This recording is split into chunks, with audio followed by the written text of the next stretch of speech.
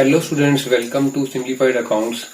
आज हम करने वाले हैं अपना जो टॉपिक था अकाउंटिंग कॉन्सेप्ट्स का, उसको आगे कैरी फॉरवर्ड। तो उसको आगे बढ़ाते हुए हम आज 3 आगे के अकाउंटिंग कॉन्सेप्ट करने वाले हैं। हम कर रहे हैं टॉपिक अकाउंटिंग प्रिंसिपल्स, उसके अंदर अकाउंटिंग कॉन्सेप्ट्स, और उन अकाउंटिंग कॉन्सेप्ट्स में अब तक हम 8 कॉन्सेप्ट्स कर चुके हैं। हम 9th कॉन्सेप्ट पर यहाँ पर आ गए हैं। तो इससे पिछली वाली वीडियोस में हमने 8 कॉन्सेप्ट करे थे, काफी इंपॉर्टेंट है। अब हम आते हैं लास्ट के 3 कॉन्सेप्ट पे। चलिए इसको स्टार्ट करते हैं। तो हमारा 9th अकाउंटिंग कॉन्सेप्ट क्या है? वो है रेवेन्यू रिकॉग्निशन कॉन्सेप्ट। तो क्या कहता है ये कॉन्सेप्ट, उसको हम समझते हैं। Revenue is assumed to be realized when the title of ownership of the goods has been transferred in case of sales of goods. तो ये कॉन्सेप्ट कहता है कि रेवेन्यू को हम अज्यूम करेंगे, यानी कि मानेंगे कि वो रियलाइज हो गया है when the title of ownership of the goods has been transferred। जब टाइटल ऑफ ओनरशिप को हमने ट्रांसफर कर दिया है तब। अब ये क्या होता है title of ownership? Title of ownership का मतलब है मालिकाना हक, यानी कि जो सामान है हमारा, गुड्स है, उसका जो टाइटल है, यानी कि उसका मालिक कौन होगा, वो जब हमने हक जो है, मालिकाना हक, मालिक बनने का हक, वो हमने अपने कस्टमर को ट्रांसफर कर दिया है सेल करने के बाद, तो हम कहते हैं कि टाइटल ऑफ ओनरशिप ट्रांसफर हो गया है। और उसके बाद हम ये मानते हैं कि रेवेन्यू भी हमको रियलाइज हो गया है। सिंपल शब्दों में बोले तो जैसे ही हमने सामान बेच दिया, हम मानते हैं कि रेवेन्यू हमें रियलाइज हो गया है, भले ही वो हमें कैश फॉर्म में मिला हो या ना मिला हो। तो यहाँ पर एक डिस्टिंक्शन जो होती है कैश और नॉन कैश की, उसको ना मानते हुए हम ये मानते हैं कि सामान बेचा, सेल किया, तो हमें रेवेन्यू प्राप्त हो गया है। हम इस बात को एज्यूम करते हैं। ये बात जो है रेवेन्यू रिकॉग्निशन कॉन्सेप्ट हमें समझाता है।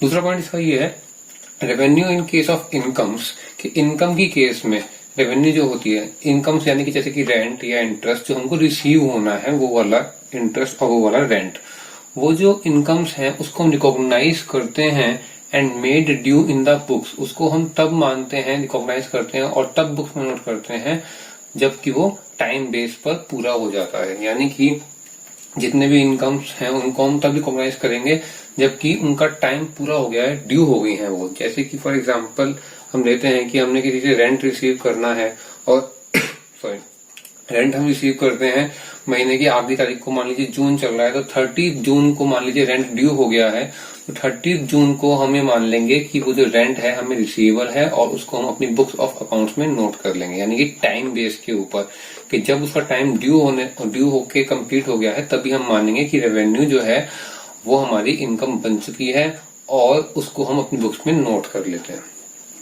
Third point, concept of revenue recognition determines the time or particular period in which the revenue is realized। आसान शब्दों में बोलें तो जो रेवेन्यू रिकॉग्निशन का कॉन्सेप्ट है वो यही हमें बताता है कि वो कौन सा टाइम या पीरियड है जिसमें कि हमें रेवेन्यू को ये मान लेना है कि वो रियलाइज हो गया है। कब माने कि रेवेन्यू आ गया है हमारे पास में, वही चीज बताता है ये रेवेन्यू रिकॉग्निशन कॉन्सेप्ट। दूसरे तरीके से एक सेल ऑफ गुड्स में और दूसरा इनकम्स में, दोनों को हम अच्छे से एक्सप्लेन कर चुके हैं और समझ भी चुके हैं।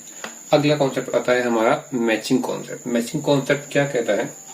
ये कहता है according to this concept all the cost और expenses of a particular period should be matched with all the revenues of that particular period in order to ascertain the correct net profit. तो इसको समझते हैं कि net profit, correct सही वाला net profit ascertain करने के लिए, जानने के लिए हमको क्या करना पड़ता है, जितने भी कॉस्ट या एक्सपेंसेस हैं एक पीरियड की, एक समय की, उसको हमको उसी पीरियड के जितने भी रेवेन्यूज हैं उनके साथ में मैच करना पड़ता है। यानी कि जितना भी प्रॉफिट, जितना भी पैसे हमारे पास में आ रहे हैं सामान बेच के, और जितना भी खर्चा उन सामान के ऊपर हो रहा है एक पर्टिकुलर पीरियड का, मान लेते हैं 1 साल का, उसको हम आपस में मैच करते हैं और तभी हम जो है करेक्ट प्रॉफिट हमारा निकलता है। अगर एक पीरियड के सारे एक्सपेंस और सारे के सारे रेवेन्यूज हम नहीं मैच करेंगे, आपस में नहीं जोड़ेंगे, तो हमारा करेक्ट नेट प्रॉफिट नहीं आएगा। मैचिंग कॉन्सेप्ट ये कहता है this implies that outstanding expenses, prepaid expenses, accrued incomes and income receive in advance, ये 4 चीजें होती हैं अकाउंट्स में जो कि नॉन कैश आइटम्स हैं, are should be noted at proper places. यानी कि इन चारों आइटम्स को, इन चारों एडजस्टमेंट्स को हमको इनकी प्रॉपर प्लेस पे नोट करना होता है जब हम मैचिंग कॉन्सेप्ट फॉलो करते हैं। तो अब इन टर्म्स का मतलब क्या है? आउटस्टैंडिंग एक्सपेंस का मतलब है वो एक्सपेंसेस जो कि ड्यू हो गए हैं, हमने अभी तक पे नहीं करे हैं, यानी कि हमारे ऊपर उधारी चढ़ी हुई है। प्रीपेड एक्सपेंस वो एक्सपेंस हैं जो कि हमने पहले ही पे कर दिए हैं, जैसे कि हम मोबाइल का रिचार्ज करते हैं प्रीपेड रिचार्ज, तो हम पहले ही 1-2 महीने का रिचार्ज कर लेते हैं। एक्रूड इनकम वो इनकम है जो कि इनकम अर्न हो गई है लेकिन हमें रिसीव नहीं हुई है। फॉर एग्जांपल हमें रेंट रिसीव होना था 30 तारीख को, 2 तारीख हो गई है, हमें अभी तक रेंट रिसीव नहीं हुआ है, तो वो रेंट ड्यू है, रिसीव नहीं हुआ है, उसको बोलेंगे एक्रूड इनकम। और इनकम रिसीव इन एडवांस, अगले महीने का रेंट इसी महीने हमको मिल गया, एडवांस में मिल गया, तो उसको बोलते हैं इनकम रिसीव इन एडवांस। इन चारों चीजों को उनकी एप्रोप्रिएट जगह पर हम नोट करते हैं। आगे हम अकाउंटिंग करेंगे तो इनका ट्रीटमेंट कैसे कैसे करना है वो हम सीखेंगे। अगर आपको ये पहले से आता है तो आप इसको अच्छे से समझ गए होंगे कि कैसे कैसे इन आइटम्स को हम नोट करते हैं और कैसे कैसे इन आइटम्स को हम अपनी अकाउंटिंग में अपनी जगह पर लिखते हैं। तो चलिए अब पढ़ते हैं आगे हमारे 11th अकाउंटिंग कॉन्सेप्ट पे, जो कि है ऑब्जेक्टिविटी कॉन्सेप्ट। क्या कहता है objectivity concept? This concept states that every accounting transaction should be recorded in an objective manner that is free from personal bias। ये अकाउंटिंग कॉन्सेप्ट कहता है कि जितनी भी हमारी अकाउंटिंग ट्रांजैक्शन हम नोट करते हैं अकाउंटिंग बुक्स में, उन सबके सबको हमें एक ऑब्जेक्टिव मैनर में, मतलब कि एक फ्री फ्रॉम पर्सनल बायस यानी कि निष्पक्ष तरीके से हमें नोट करना होता है। और यही है यहाँ पर ऑब्जेक्टिव का मतलब, यानी कि बिना किसी भेदभाव के। अब वो जो अकाउंटिंग ट्रांजैक्शन है बिना किसी भेदभाव के कैसे हम रिकॉर्ड करते हैं? हम उन ट्रांजैक्शंस को किसी एक प्रूफ के बेस पर, किसी भी प्रूफ के बेस पर रिकॉर्ड करते हैं, यानी कि हम बोल सकते हैं कि हर अकाउंटिंग ट्रांजैक्शन का एक वेरीफाइबल प्रूफ होता है।